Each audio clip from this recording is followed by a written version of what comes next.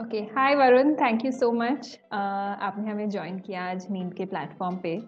अक्सर हमारे यूजर्स बोलते हैं कि एक चीज़ जो उनको बहुत देर तक रातों को सोने नहीं देती है, जगा के रखती है, जिनकी उन्हें बहुत टेंशन महसूस होती है, वो है उनका उनके पैसे के साथ जो रिश्ता है। कि हमारे देश में अभी भी फाइनेंशियल लिटरेसी रेट काफ़ी कम है। अगर आप देखोगे कि नॉर्मल लिटरेसी रेट तो 70-75% प्रतिशत है, वरना फाइनेंशियल लिटरेसी अभी भी सिर्फ 24 या 25% है। तो अगर हमें एक सक्सेसफुल लाइफ आगे जाके जीना है, तो ये बहुत इम्पोर्टेंट है कि लोगों को बेसिक फाइनेंशियल टर्म्स की नॉलेज होनी चाहिए। कोई कितना भी कह ले कि पैसा खुशियां नहीं खरीद सकता, money can not buy happiness, पर भैया सरवाइव करने के लिए पैसों की जरूरत तो पड़ती है। और अगर अब पैसा है तो टेंशन है, पैसा नहीं है तो डबल टेंशन है। और इन सब टेंशन में अक्सर आपकी नींद बर्बाद हो जाती है। पर अगर एक्सपर्ट्स की माने तो सही फाइनेंशियल प्लानिंग अगर आप करते हैं तो आपको 1% की भी टेंशन लेने की जरूरत नहीं है। तो जो सबसे जरूरी है वो है सही फाइनेंशियल प्लानिंग। तो आज के हमारे गेस्ट हैं मिस्टर वरुण फतेहपुरी, जो एक फाइनेंशियल एक्सपर्ट है, जो आज हमें गाइड करेंगे कि अगर कोई बिगिनर जिसे इन्वेस्टमेंट के बारे में कुछ भी नहीं पता, अगर वो भी इन्वेस्ट करना चाहता है तो उसका फर्स्ट स्टेप क्या होना चाहिए, उसे कहाँ से शुरू करना है, वो कैसे आगे बढ़ सकता है। और अगर कोई ऑलरेडी इन्वेस्ट कर रहा है तो किस तरह से वो सही तरह से प्लान करके और बेहतर तरीके से इन्वेस्ट कर सकता है। तो चलिए, बिना किसी देरी के मिलवाते हैं आपको आज के हमारे गेस्ट से। आरुषि, सबसे पहले धन्यवाद मुझे इस शो पर आमंत्रित करने के लिए, मुझे ये मौका देने के लिए कि मैं आपके व्यूअर्स, आपके लिसनर्स के साथ बात कर सकूं।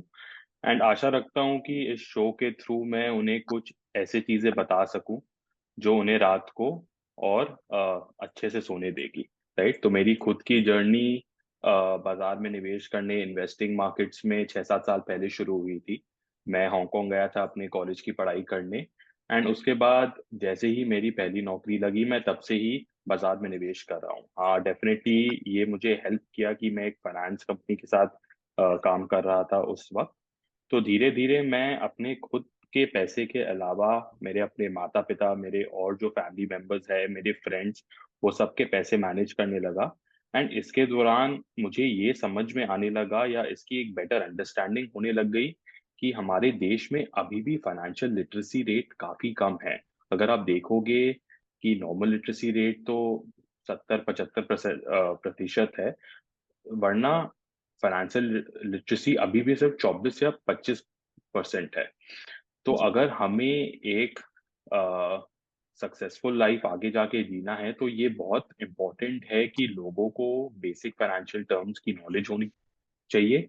और सबसे ज्यादा इम्पोर्टेंट है कि उन्हें ये पता होना चाहिए कि वो अपना पैसा कैसे सेव करे, कितना सेव करे, और कहाँ निवेश कर सकते हैं। तो मैं आशा करता हूँ कि मैं कुछ ऐसे चीजों के बारे में आज बात करूं कि आपके सब्सक्राइबर्स और लिसनर्स को कुछ उससे फायदा हो। कि बहुत सारे लोगों को फाइनेंशियल लिटरेसी थोड़ी-सी अभी कम है या फिर वो अभी शुरुआत ही कर रहे हैं इस दिशा में। तो अगर जो कोई सब पहली बार इन सब बातों के बारे में जानना शुरू कर रहा है, उनके लिए आप कुछ बेसिक टर्म्स एक्सप्लेन कर सकते हैं क्या? कि जो अक्सर हमारे आम भाषा में या फिर इन्वेस्ट करने जाएँ या सेव करने जाएँ या किसी बैंक के पास जाएँ, तो बहुत सारे ऐसे फाइनेंशियल टर्म्स होते हैं जो लोगों को अक्सर कन्फ्यूज़ कर देते हैं। तो कुछ बेसिक अगर आप हमारे साथ शेयर कर सकें। तो मैं आज आपको आरुषि 3 ऐसे शब्दों के बारे में बताऊंगा, दो जो अक्सर आप न्यूज़पेपर्स में पढ़ते होंगे या एड्स में देखते होंगे, या आप किसी भी बैंकर से मिले या कोई भी फाइनेंस प्रोफेशनल से मिले, वो ऑफन ये टर्म्स यूज करते हैं। बट अगर आपको इसके बारे में उतनी जानकारी नहीं है, तो आप सुन के घबरा जाते होंगे। तो हुँ। पहला तो हुआ डेट या फिक्स्ड इनकम। सरल भाषा में अगर मैं समझाऊं, तो आपने अगर अपने बैंक के साथ एक एफडी खोल के रखा है, जो काफी सारे इंडियंस करते हैं, या आपने सिर्फ अपने सेविंग्स बैंक अकाउंट में भी पैसे डाल के रखे हैं, तो वो एक प्रकार का डेट या फिक्स्ड इनकम इन्वेस्टिंग ही होता है। यहाँ पर बैंक आपसे पैसे लेता है और उसके अगेंस्ट आपको वादा करता है कि कुछ दिनों या कुछ महीनों या कुछ सालों के बाद, जो भी आपकी टाइम होराइजन है, वो आपको वो पैसे लौटाएगा इंटरेस्ट के साथ। सरल भाषा में अगर समझाऊं, तो यही डेट होता है। तो जिस प्रकार से आप बैंक्स को पैसे देते हो, उसी प्रकार से आप हमारे देश में बड़े-बड़े कंपनियों को भी पैसे दे सकते हो डेट के फॉर्म पर। इसमें आपको बस यही बात समझना है कि हर एक डेट इन्वेस्टिंग के पीछे कुछ ना कुछ सिक्योरिटी रहती है।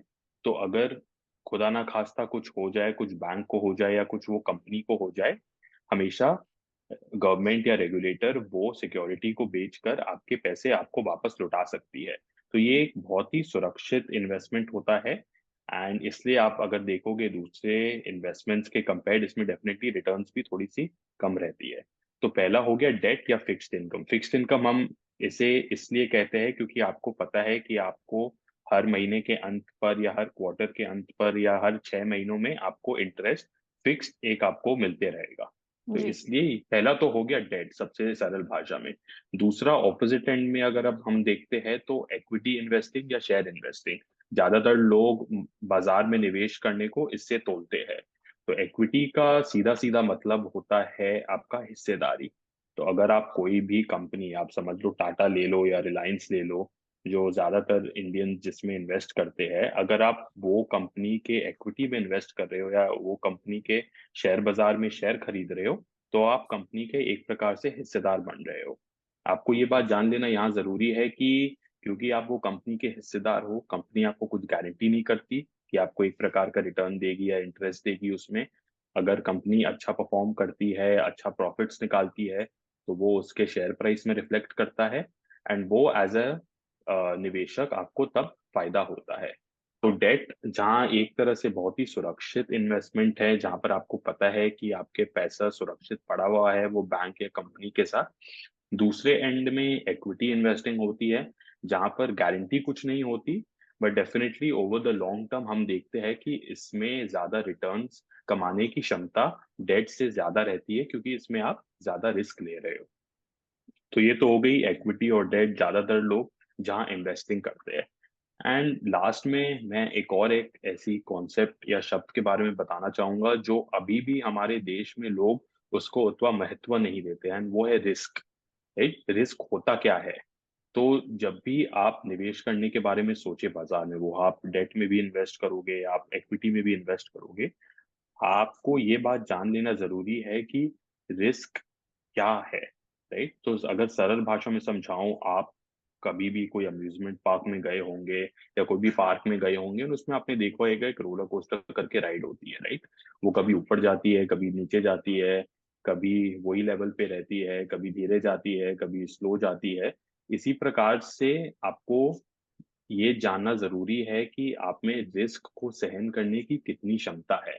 एंड ये काफी सारे चीजों पर निर्भर करता है। आपकी उम्र क्या है, आपकी आमदनी क्या है, आपके ऊपर लोग कितने डिपेंडेंट है अपने फैमिली मेंबर्स आपके कमाई के ऊपर। राइट, तो आपको इंटरनेट में काफी सारे ऐसे टूल्स मिल जाएंगे जहां पर आप देख सकते हो कि आपका रिस्क लेवल क्या है एंड उसके बेसिस में ही आपको निवेश करने के बारे में सोचना चाहिए। तो अगर मैं एक छोटा सा उदाहरण दूं, अगर आपका रिस्क लेवल थोड़े से कंजर्वेटिव साइड में है, निकल के आता है कि आप उतना रिस्क नहीं ले सकते हो, तो आपका ज्यादा पैसा और सुरक्षित इंस्ट्रूमेंट्स में जैसे डेट में आपको पैसे लगाने चाहिए एंड इक्विटी में आपको थोड़ा सा कम लगाना चाहिए। तो सरल भाषा में, आसान भाषा में रिस्क ये होता है। तो अगर आप ये तीन शब्दों को ही अच्छे से समझ लो, तो आप देखोगे कि आप बाजार में निवेश करने के पहले और समग्र रूप से उसके बारे में सोच पा रहे हो।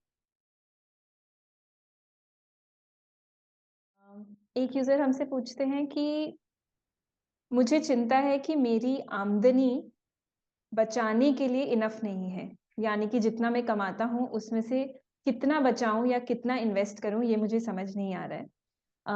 एक 40 से 50 हजार रुपए पर मंथ की सैलरी पे इंसान किस तरह से अपना फाइनेंशियल सेविंग्स या इन्वेस्टमेंट्स प्लान कर सकता है? तो आरुषि, आपके यूजर ने बहुत ही अच्छा सवाल पूछा है। आई थिंक काफी सारे लोगों के मन में ये डर बना रहता है कि क्योंकि मेरे पास बहुत ज्यादा पैसे नहीं है निवेश करने के लिए, मैं बाजार में एंटर ही नहीं कर सकता। परंतु ये सच बात नहीं है, एकदम ही गलत है। हमारे सरकार ने, गवर्नमेंट ऑफ इंडिया ने मार्केट रेगुलेटर के साथ मिलकर बहुत ही अच्छा काम किया है, जहां पर अगर आपके पास सिर्फ 100 रुपए भी हो, मैं मजाक नहीं कर रहा, सिर्फ अगर आपके पास 100 रुपए भी हो, आप मार्केट में निवेश करना शुरू कर सकते हैं।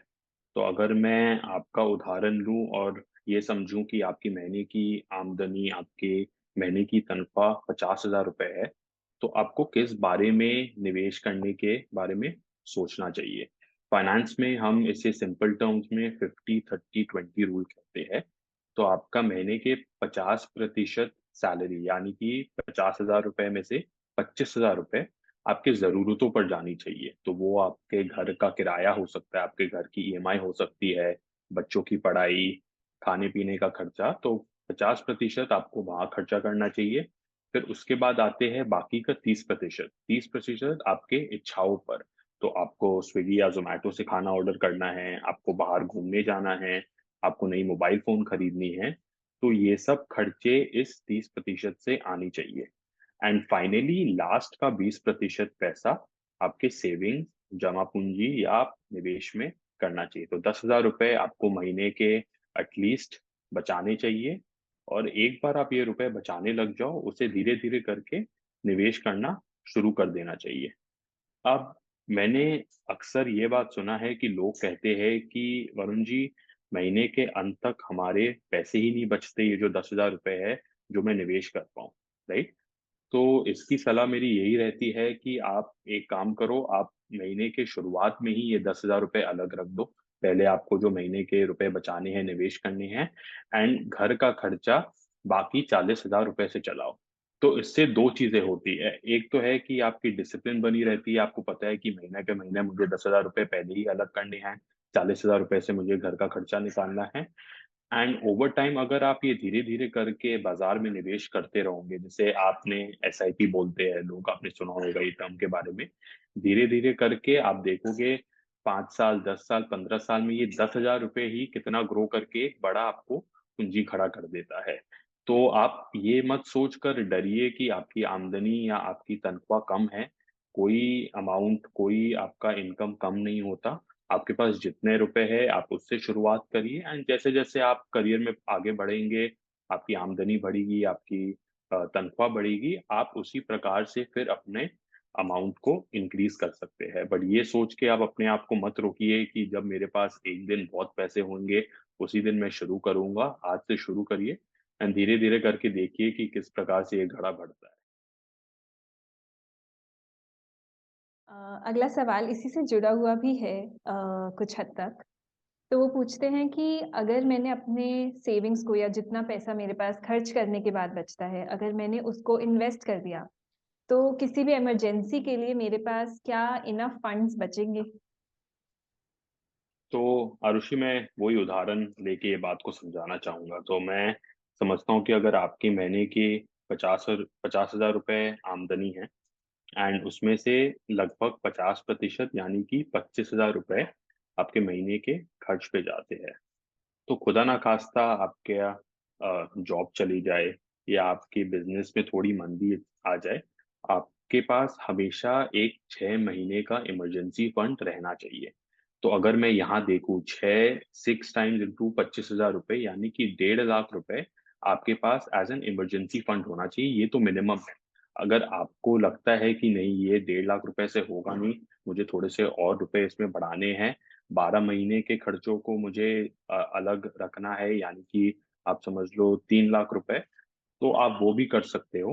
परंतु आप ये बात इसमें ध्यान रखिएगा कि ये पैसे आपने जो अलग रखे हैं, 1.5 लाख रुपए, 2 लाख, 2.5 लाख रुपए, ये आपका एक इमरजेंसी फंड है। इमरजेंसी फंड बोलकर तो, इमरजेंसी सिचुएशंस बोलकर तो आती नहीं है, कभी भी आ सकती है। आई थिंक कोरोना ने हमें ये दिखाया है।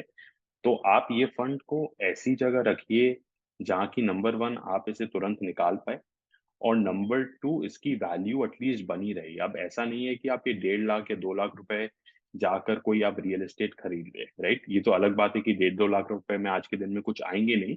बट मैं ये बताना चाह रहा हूँ कि आप ऐसी जगह नहीं रुपए को लगाए, जिन्हें निकालने में ही 2-3 महीने लग जाए। आप या तो इसे सेविंग्स अकाउंट में रखिए, या एक category of funds, liquid mutual funds बोलते हैं, आप वहाँ रखिए जहाँ पर पैसा इमीडिएटली आपको मिल जाए। तो ये इमरजेंसी फंड क्या है? आपको एक तरह से आपके लिए और आपके फैमिली के लिए एक घड़ा है, जो आपको कभी भी टच नहीं करना चाहिए, एंड जब इमरजेंसी आए, तभी आप इसको यूटिलाइज़ करिए। एंड एक बार आपका जब इमरजेंसी फंड खड़ा हो जाए, उसके बाद फिर आप सोच सकते हैं कि मुझे किस प्रकार से बचे हुए पैसों को निवेश या सेव करना है। जी, बिल्कुल, बहुत बहुत अच्छी बात बताई आपने। एंड कई बार आई थिंक हम अपने दैनिक जीवन में इतने व्यस्त हो जाते हैं कि हम ये भूल जाते हैं कि कभी ऐसा भी हो सकता है कि आज जो चल रहा है वो वैसा ना चलता रहे। और उन सिचुएशंस के लिए भी प्रिपेयर रहना उतना ही ज़रूरी है जितना कि एवरीडे एक्सपेंसेस को मैनेज करना। तो उसी से जुड़ा ऑलमोस्ट एक दूसरा सवाल है कि हमारे यूज़र पूछ रहे हैं कि अगर उन्हें कुछ हो जाता है और उनके बच्चे उन पे अभी निर्भर हैं, उनकी पढ़ाई है, उनका आगे का जीवन है। सिर्फ़ वही कमाने वाले अगर मेंबर हैं, तो किस तरह से वो कौन से इंश्योरेंस पॉलिसीज़ को एक्सप्लोर कर सकते हैं ताकि उनके बच्चों का फ्यूचर, उनका फैमिली का फ्यूचर अगर उन्हें कुछ हो जाता है तो उनके बाद भी सिक्योर रहे? तो मैंने अक्सर देखा है हमारे फैमिलीज़ में Aarushi, insurance as a product अभी भी उतना नहीं है। हाँ, डेफ़िनेटली आप देखोगे एलआईसी के एजेंट्स या कोई अन्य इंश्योरेंस एजेंट घर में आके कुछ ना कुछ बेच कर चले जाते हैं। एंड मैंने खुद अपने माता-पिता के साथ देखा है, जिन्होंने मेरे लिए पता नहीं अन्य प्रकार के इंश्योरेंस प्रोडक्ट्स खरीद के रखे हैं, जो मुझे देखकर कुछ समझ में नहीं आता कि इसकी पे आउट कब मिलेगी, नहीं मिलेगी एंड उससे एक बार आप घुस जाओ, उससे निकलना बहुत मुश्किल हो जाता है। तो सभी व्यूअर्स और लिसनर्स से मेरी यही एक विनती रहेगी कि आप अपने इंश्योरेंस को सिंपल रखिए। अगर आपके ऊपर आपके फैमिली मेंबर्स है जो आपके आमदनी या तनख्वाह के ऊपर डिपेंडेंट है, तो अपने लिए एक टर्म लाइफ इंश्योरेंस लीजिए। तो खुदा ना खास्ता अगर आपको कुछ हो जाए, आपको ये पता है कि आपकी फैमिली हमेशा प्रोटेक्टेड रहेगी एंड उस समय ये टर्म लाइफ इंश्योरेंस की वैल्यू आपको समझ में आती है। कि आपको इंश्योरेंस कंपनी आपके फैमिली मेंबर्स को प्रोटेक्ट करके एक लमसम रुपया दे देगी। आप कभी भी इस सब इंश्योरेंस प्रोडक्ट्स में इन्वेस्टमेंट्स को ना जोड़िए क्योंकि अगर आप एक्चुअली कैलकुलेट करने जाओगे तो देखोगे कि इंश्योरेंस एज एक रिस्क प्रोडक्ट होता है जो हम इंडस्ट्री टर्म्स में कहते हैं। ये कभी भी आपको इन्वेस्टमेंट रिटर्न्स देने के लिए नहीं बना है। ये उसी सिचुएशंस के लिए बना है जहाँ पर आपकी जॉब चली जाए या अ, थोड़े दिनों के लिए आपके पास कमाई नहीं है या आपको अगर कुछ हो जाता है तब ये आपको और आपकी फैमिली को प्रोटेक्ट करके रखती है। तो ये तो हो गई एक from an insurance life point of view की तरफ से। एंड दूसरा मैं एडवाइस करूंगा कि आप अपने लिए और हर एक फैमिली मेंबर्स के लिए एक कॉम्प्रिहेंसिव हेल्थ इंश्योरेंस खरीदिए। 2020 के बाद आई थिंक ये कोरोना ने सबको दिखा दिया है कि अगेन बीमारी बोलकर आती नहीं है, ये कभी भी आ सकती है। एक बड़ा बीमारी फैमिली में अगर आ गया तो वो पूरी पूंजी को खत्म कर देता है। तो हेल्थ इंश्योरेंस आपके लिए बेसिकली यही होता है कि अगर आपको या आपके फैमिली मेंबर्स को कोई बड़ी बीमारी आ गई, तो ये हेल्थ इंश्योरेंस उस समय आपको प्रोटेक्ट करके रखेगी। एंड हेल्थ इंश्योरेंस में भी ये जानिए कि एक कैशलेस हेल्थ इंश्योरेंस होती है, जहाँ पर आपको बेसिकली पहले पैसे अपने पॉकेट से निकाल के नहीं देने पड़ते। अगर आप ऐसी पॉलिसी लेते हो एंड जाते हो वो हॉस्पिटल में, तो वो इंश्योरेंस वाले ही डायरेक्टली पैसा वो हॉस्पिटल को दे देते हैं। आपको ऐसा नहीं है कि अपने जेब से पैसे निकाल के देने हैं एंड फिर वो इंश्योरेंस वाले के चक्कर लगाने हैं कि रिइम्बर्समेंट के चक्कर में। तो हो सके तो कोई कैशलेस और कॉम्प्रिहेंसिव हेल्थ पॉलिसी लीजिए अपने लिए और अपनी फैमिली मेंबर्स के लिए एंड सिर्फ अपने लिए एक टर्म लाइफ इंश्योरेंस लीजिए।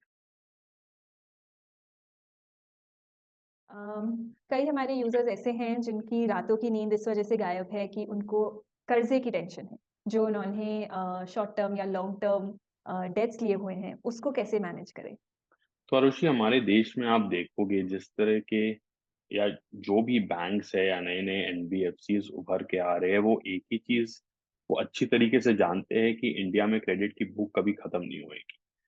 पैसे की दरकार हमेशा बनी रहेगी।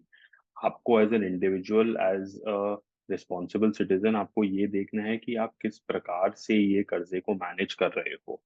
तो आप आज के दिन में कोई भी दुकान में जाते हो राइट, अगर आपको नई मोबाइल फोन खरीदनी है या वॉशिंग मशीन या घर के लिए फ्रिज खरीदना है, हर एक बैंक या कोई भी दूसरी कंपनी आपको एक ये no cost EMI, 0% EMI, insta loan, digi loan बोल बोल के आपको वो सब चीजें दिलवा रही है जो हो सकता है कि आपको एक्चुअली उसकी दरकार ना हो। राइट, और देखने में ये सब चीजें काफी आकर्षक लगती है कि आप कोई 20,000 या 30,000 रुपए के सामान 6 महीने की ईएमआई में ले लो। तो अक्सर ये देखा जाता है कि लोग इसके चक्कर में इतने सारे सामान खरीद लेते हैं एंड महीने का फिर इतना कर्जा बढ़ जाता है कि वो बाकी चीजों के लिए पैसे ही नहीं बचते। तो हमेशा आप अपने डेट को या कर्जे को आप खाली जरूरतों के लिए लीजिए। अगर आपको अपने बच्चों को पढ़ाई करने के लिए भेजे, आप उसके लिए आप कम ब्याज वाला कर्जा ले सकते हैं। अगर आपको अपने घर के लिए नया घर बनाना है, आप उसके लीजिए, कर्जा लीजिए। बट मैं ये एडवाइस नहीं करूंगा कि हर छोटी चीजों के लिए आप जाके कर्जा लीजिए, बिकॉज वो देखने में काफी अट्रैक्टिव लगती है, बट ओवर टाइम आपको पता चलता है कि वो आपके पर्सनल फाइनेंसेस पर काफी प्रेशर करती है। तो क्रेडिट कार्ड की अगर वो आपकी मिनिमम पेमेंट क्यों ना हो, अगर आप उस सब के एक्चुअल इंटरेस्ट कैलकुलेट करने जाओगे, कोई कोई इंस्टेंसेस में 18, 20, 25% तक इंटरेस्ट लगता है। आप अब वो इस प्रकार से आपको पेश करते हैं कि आपको पता ना चलेगा। आप बोलेंगे वो सिर्फ महीने के मुझे तो 1000, 2000 ज्यादा ही तो देना है, तो इससे एटलीस्ट घर में एक सामान तो आ जाएगा। But interest point of view, कर्जे के पॉइंट ऑफ व्यू से अगर आप देखोगे तो वो आपकी वित्तीय जिंदगी के लिए काफी हानिकारक है। तो आप ऐसी चीजें मत लीजिए जिसकी आपकी जरूरत नहीं है। आपने अगर वो चीजें आपको चाहिए, आपकी वो चीजों की तरफ प्रतीक्षा है, तो उसके लिए बचाइए एंड फिर जाकर आप वो सामान को खरीदिए। अगले हमारे यूजर पूछ रहे हैं कि अगर मैं आज इन्वेस्ट करना शुरू करूं तो क्या मैं फाइनेंशियली सिक्योर हो सकता हूं या हो सकती हूँ फ्यूचर में? सबसे पहले आरुषि, ये बात जानना जरूरी है एंड लोगों को ये अपने से पूछना चाहिए कि वो क्या गोल की तरफ सेव कर रहे हैं, राइट? या क्या चीज है जो वो प्राप्त करना चाहते हैं बाजार में निवेश या सेव करने के पहले। आई थिंक एक बार लोगों को वो चीज का आइडिया हो जाता है कि, उदाहरण लेता हूँ, अगर उन्हें 10 साल या 15 साल में एक घर की डाउन पेमेंट के लिए पैसे चाहिए, तो उन्हें पता है कि वो घर आज के दिन में कितने रुपए का है। अगर आप सिंपल उसमें इन्फ्लेशन जोड़ो तो कोई चीज आज के दिन में अगर 10 रुपए की है, वो हो सकता है 10 साल बाद वो चीज ऑलमोस्ट 20 रुपए की हो जाएगी। तो अब वहां से शुरू करो और फिर आप बैक कैलकुलेट करो कि वहां तक पहुंचने के लिए मुझे महीने के कितने रुपए दरकार है। लॉन्गर टर्म अगर कोई चीज 10 साल 15 साल दूर है, तो यस, मैं रेकमेंड करूंगा कि आप वो पैसे बाजार में निवेश करें, रादर देन आप अपने बैंक को जाके एफडी में रख दे या खाली बैंक अकाउंट में रख दे, क्योंकि वो कभी भी पैसे इन्फ्लेशन को बीट नहीं कर पाएगी। अगर लॉन्ग टर्म गोल्स के लिए आप हमेशा बाजार में निवेश करें, एक बार आपको वो अमाउंट का आइडिया लग जाए, आप फिर अपना उसको बैक कैलकुलेट करके देखिए कि मुझे महीने के महीने कितने पैसे जोड़ने हैं एक सर्टन रेट ऑफ रिटर्न में, ताकि मैं नेक्स्ट 8 साल 10 साल तक वो गोल को अचीव कर पाऊं। उससे आपको भी काफी क्लैरिटी मिलती है एंड इससे आपके माइंड में संतुष्टि रहती है कि हाँ ठीक है, जो पैसे मैं महीने के महीने निवेश कर रहा हूँ, एटलीस्ट ये 7, 8, 10 साल 15 साल बाद मुझे कुछ वापस रिटर्न में देगी। तो हमेशा इस प्रकार से इन्वेस्टमेंट्स के बारे में सोचिए, रादर देन अपने दोस्तों से, अपने फैमिली मेंबर्स से पूछिए कि मुझे क्या चीज़ है जो सबसे ज्यादा रिटर्न देगी। आई थिंक जब लोग ये सब सवाल करते हैं, तब अक्सर देखा गया है कि हो सकता है कोई ना कोई प्रोडक्ट उन्हें अच्छा रिटर्न दे के जाए, राइट? बट वो ये नहीं समझते कि वो रिटर्न के पीछे वो कितना रिस्क ले रहे हैं, जैसे मैंने समझाया, राइट? तो जो चीज हो सकती है कि बहुत ज्यादा रिटर्न देगी, उसमें रिस्क भी ज्यादा रहता है। तो वो चीज को लेकर आप डिले मत करिए। आप सोचिए कि ठीक है, मैं ऐसी कोई चीज में पैसे लगाऊंगा, थोड़े दिनों बाद जो मुझे सबसे ज्यादा रिटर्न दे के जाएंगी एंड फिर मेरी गोल है वो मीट हो जाएगी। इससे अच्छा आप आज से शुरू करिए, छोटे छोटे अमाउंट से शुरू करिए एंड उस समय अगर कुछ अच्छा हुआ, उस समय आपके पास कहीं से पैसे आ गए तो वेल एंड गुड, वरना एटलीस्ट आपको पता है कि आप एक सही पाथ में आप चल रहे हो अपने गोल की तरफ। तो आपकी बातों से मुझे ये समझ आ रहा है कि अगर हम आज सही तरह से प्लान करते हैं तो हमें पैसे से रिलेटेड ज़्यादा टेंशन बाद में लेने की ज़रूरत नहीं पड़ेगी। तो आई थिंक अगर हम आज थोड़ा सा वक्त लगा के इसको अच्छे से समझ के कि हमारी ज़रूरतें क्या हैं, हमारा लॉन्ग टर्म गोल क्या है, हमारी कौन कौन हम पे डिपेंडेंट है और उनकी ज़रूरतें क्या हैं, अगर हम इस तरह से उसको प्रॉपरली प्लान कर लेते हैं तो शायद ये इतना भी मुश्किल एरिया नहीं है या ऐसी कोई बात नहीं है जिसके लिए लोग जितनी टेंशन लेते हैं या रात को सो नहीं पाते हैं। आप फाइनली कुछ कहना चाहेंगे हमारे यूजर से? बस यही कहना चाहूँगा कि आप आज शुरुआत करिए। आपको पैसे की चिंता अगर आपको रात को उठाए रखती है, तो आप महीने या हर हफ्ते में अगर आप आधा घंटा भी इसके लिए डिवोट कर दें, वो काफ़ी है। कोई आपसे नहीं कह रहा कि आप जाकर एक फाइनेंस प्रोफ़ेशनल बनिए, फाइनेंस में आप कोई बड़ी-सी डिग्री लीजिए, ये सब चीज़ों की दरकार नहीं है।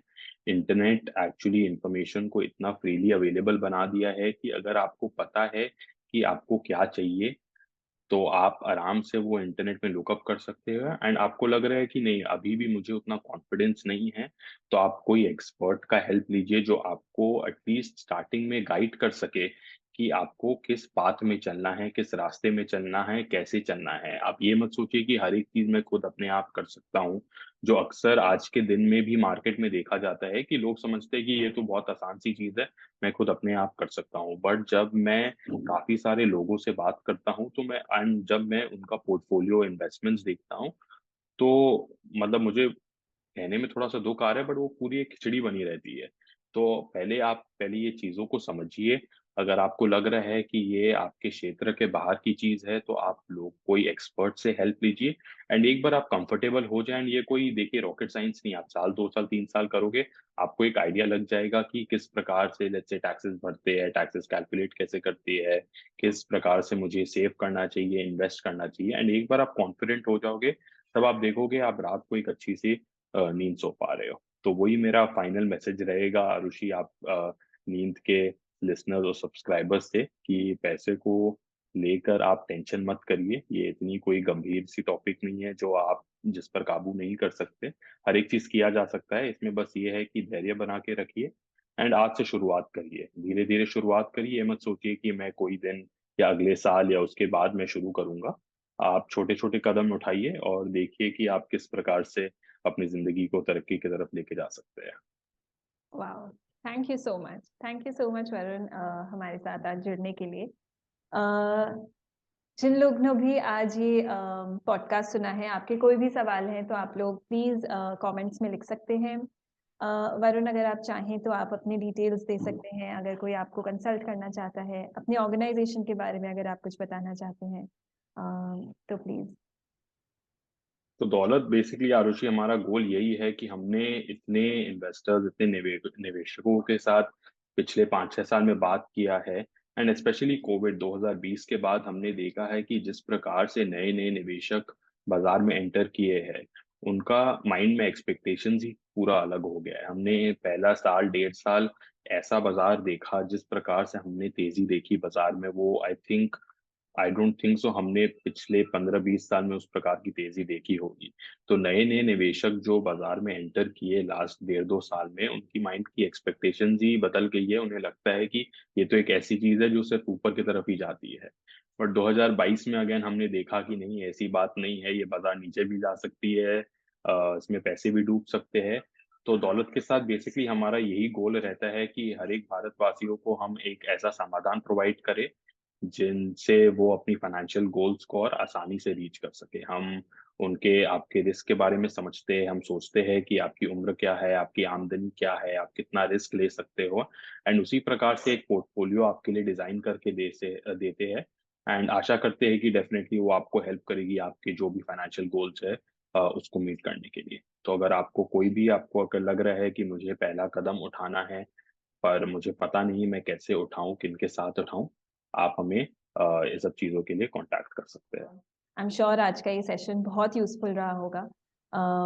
जितनी बड़ी समस्या पैसा है, पैसे से जुड़ी जितनी टेंशन्स हैं, सब तो एक दिन में नहीं ठीक हो सकती हैं, लेकिन जैसा कि वरुण ने कहा कि स्टार्ट करिए, चाहे छोटा स्टार्ट करिए, पर आज कुछ समय निकाल के इस बात के बारे में बेटर प्लान कीजिए, ताकि आपका फ्यूचर बेटर हो सके।